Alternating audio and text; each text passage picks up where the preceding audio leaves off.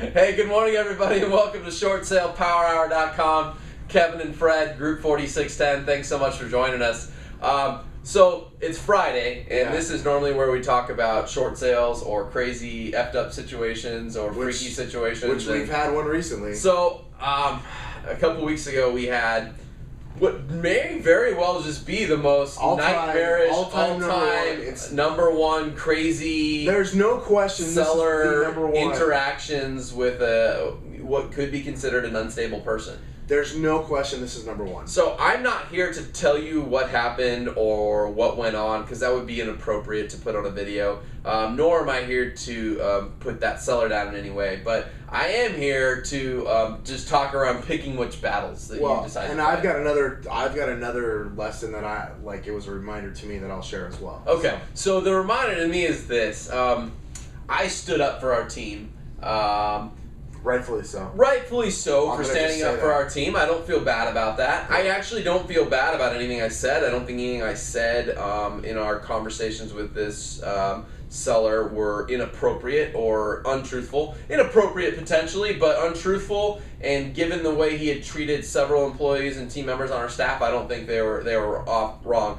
But what I realized is that we just have to pick our battles. And I actually saw somebody put something on Facebook like the day after I did this, and it was just one of those things where I was like that's a stupid photo, because I was still mad about it. But the photo basically said, there's 6 billion people on Earth, why are you going to let one person make you mad, or something like that, like one of those conversations, even though opportunities present themselves for us to get angry with clients and clients that deserve to have not so nice things done to them based on the way they treat people, it's easy to jump in. But the reminder for me was that even though I was standing up for our team, I need to just let our team be our team and handle it, and they're all strong enough to handle it and move on. Because I actually can create more problems by standing up for our team. Maybe I've done that in the past. Maybe you have. I don't know. I doubt either one of us. I doubt either one of us have done that.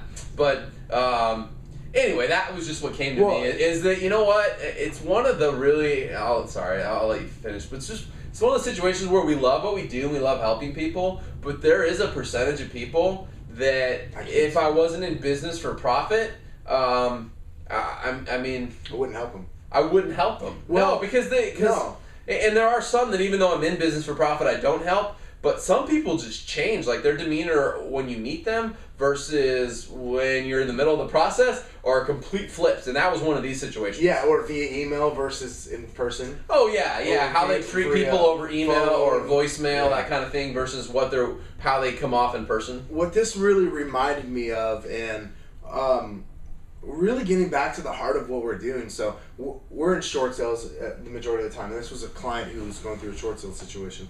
So I used to say this a lot when we were out teaching crushes short sales around the country, and I haven't taught this lesson a whole lot recently, but understand that while it's not true for all of our clients, there are a good portion of our clients who are going through a really tough time. Yes. And when the finances get tight, you guys, that tends to lead to other things in life getting tight and emotional reactions coming out of people, which can come from your clients. We've certainly, having closed way over 500 short sales now, we've experienced our fair share of unhappy clients.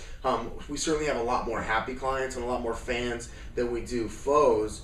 But at the end of the day, some of our clients just don't know how to handle that kind of stress in their life. The financial stress and what that does to their relationships, what that does to their ego, what that does to their self-esteem can be really, really detrimental and show up in ways that look like lashing out towards you.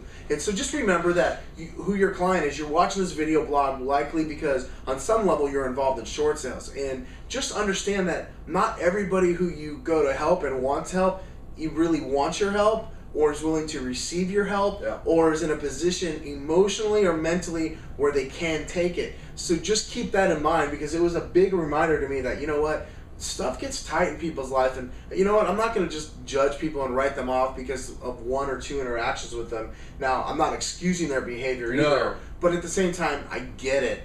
When stuff gets tight, life gets tight, and Not everybody's worked through and are mature enough to kind of know how to deal with stuff like that. And for me, it's just a reminder that when we get pressed or life gets tight for us, how do we show up? Yeah. You know, like our good friend Brian Clemmer always used to show it. You know, he'd talk about, you know, he'd basically hold up an orange and he'd say, you know, what is this? And, you know, what kind of conversation. And the point of the example is that what he would say is that, you know, when the going gets tough and when you get squeezed, what comes out of you? And so he'd literally sit there and squeeze and watch the orange juice just spill on the carpet of the nice hotel or church or wherever he was, and watch everybody freak out, you know. But it's one of those reminders you'll never forget when he did that, because when you're squeezed, what comes out of you? That's who you really are. When you're squeezed, what comes out of you? And I'm not always like proud of what comes out of me, and there's a lot of other people that having seen what comes out of them, that it's pretty dang scary. Yeah.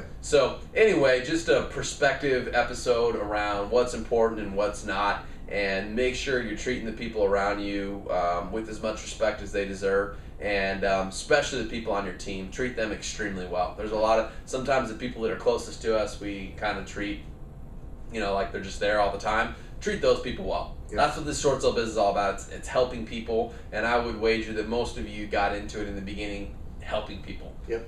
Yeah. Now, you may be pissed off psychos like we are after you negotiate short sales for a couple of years, and you may hate bank employees and stuff like that because of your experiences, but if you really go back to why you got into it and what you started doing, it's helping people. It was all about helping people.